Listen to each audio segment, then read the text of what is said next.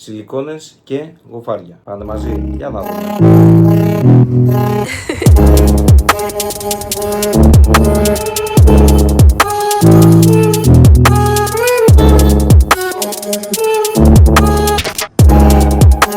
Καλώς ήρθατε σε ένα ακόμη νέο βίντεο στο κανάλι μου στο YouTube, GB Luring Studio εδώ πέρα. Σιλικόνες παιδιά και γοφάρια.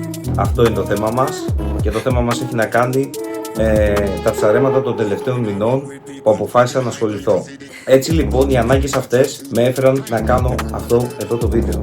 Έχω κάποιες ιδέες τις οποίες θα ήθελα να μοιραστώ μαζί σας. Όπως γνωρίζετε όλοι λατρεύω πάρα πολύ να ψαρεύω με σιλικόνες. Όλα αυτά τα χρόνια με έχετε δει να ψαρεύω πάρα πολύ με σιλικόνες. Αυτό που λατρεύω περισσότερο στις σιλικόνες, εκτός από την αποτελεσματικότητά τους, είναι να κάθομαι και να βάζω το μυαλό μου να δουλέψει και να σκέφτομαι ιδανικούς τρόπους αρματώματος με τους τόπους που επισκέφτομαι και ψαρεύω. Αυτό παιδιά είναι το βασικότερο κομμάτι. Δηλαδή, τι είναι αυτό? Είναι η προετοιμασία πριν πας στον τόπο. Έχεις επισκεφτεί έναν τόπο, έχεις δει κάποια πράγματα τα οποία πρέπει να δεις και από εκεί και πέρα, πριν πας την επόμενη φορά, πρέπει να κάνεις κάποια αρματώματα με βάση αυτά που έχεις δει. Γι' αυτό και εδώ είμαστε σε αυτό το βίντεο να σας δείξω κάποιες ιδέες που είχα για να μπορέσω να πιάσω γοφάρια πιο εύκολα και να γλιτώσω πολλά κοψίματα και χαμένες σιλικόνες. Πάμε να δούμε τα αρματώματα που θα κάνουμε. Λοιπόν παιδιά, στο βίντεο θα κάνουμε τα αρματώματα με τις Lunatic Dragon Velours Lunatic 12,5 εκατοστά. Οι συγκεκριμένες μου έχουν δουλέψει πάρα πολύ στην περιοχή εκείνη. Είναι χοντρούτσικες, μπαμπάτσικες. Θα τις δούμε τώρα, θα τις ανοίξουμε. Και τις έχουν προτιμήσει πάρα πολύ τα γοφάρια της περιοχής.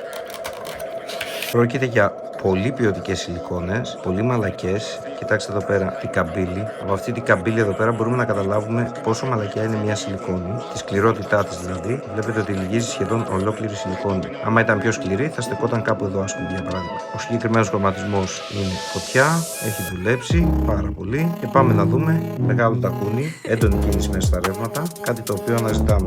Θα την αρματώσουμε με δύο διαφορετικούς τρόπους. Πάμε να δούμε τον πρώτο τρόπο αρματώματος. Για τον πρώτο τρόπο αρματώματος θα χρησιμοποιήσω αυτό εδώ το εξάρτημα.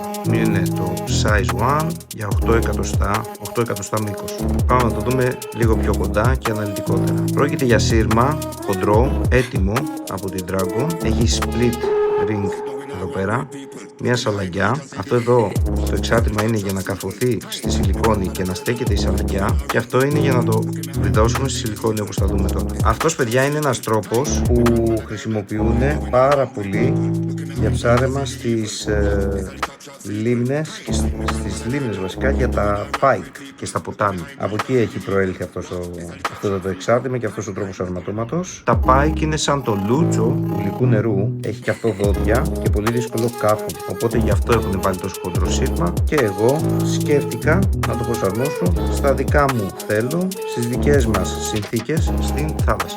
Λοιπόν, όπως είδατε εδώ πέρα, απλά βίδωσα στο κέντρο της σιλικόνης τη βίδα που είναι σαν βίδα, έτσι.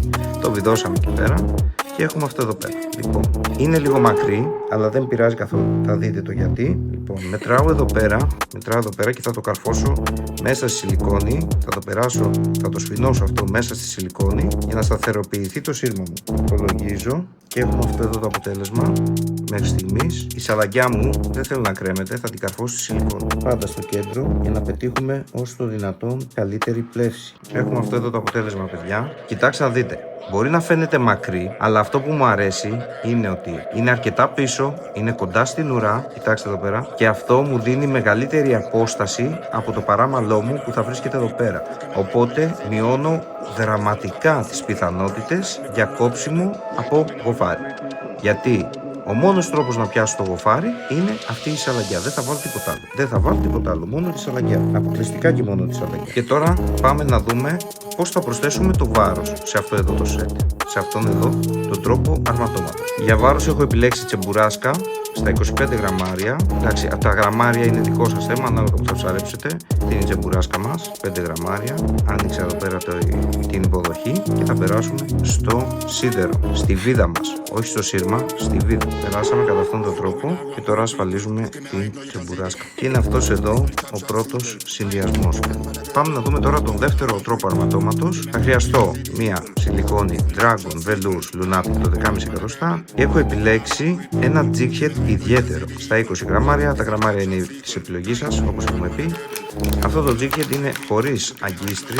Κοιτάξτε το πως είναι έτσι ακριβώς. Εδώ πέρα περνιέται η παραμάνα, αλλά έχει και κρικάκι από κάτω, στο οποίο θα περάσω το επόμενο εξάρτημα που θα χρειαστώ για αυτό το αρμάτωμα, που είναι αυτά εδώ. Έτσι, είναι έτοιμες αλλαγές με σειρματάκι. Εδώ πέρα θα βάλω ένα split ring, θα ανοίξουμε και θα το δούμε. Λοιπόν, αρχικά θα βιδώσω το βάρος μου στη σιλικόνη. Να αναφέρω ότι συγκρατείται τόσο καλά η σιλικόνη, αφού είναι τόσες πολλές εισπύρες εδώ πέρα, είναι πάρα πολλές εισπύρες. Συγκρατείται πάρα πολύ καλά η σιλικόνη, δεν φεύγει με τίποτα, δεν χρειάζεται ούτε logo ούτε τίποτα. Κοιτάξτε πόσες φορές το στρίβω για να βιδωθεί ολόκληρο. Θα προσπαθήσω να το περάσω μέχρι μέσα τέρμα. Βιδώθηκε ακριβώς. Εδώ είπαμε, περνιέται η παραμάνα μας και εδώ κάτω θα περάσω τη σαλαγκιά με το σειρμάτινο παραμάνα, η οποία είναι αυτή εδώ. Αυτό το σύρμα είναι πολύ πιο λεπτό από ότι το προηγούμενο. Όσο πιο λεπτά είναι τα πράγματα που χρησιμοποιούμε, είμαστε τόσο πιο διακριτικοί και τόσο πιο σωστή θα έχει πλεύσει η σιλικόνη στο σύνολο. Έχουμε ένα split ring, το οποίο θα το περάσω στο κάτω μέρος της σιλικόνης, και στο ίδιο split ring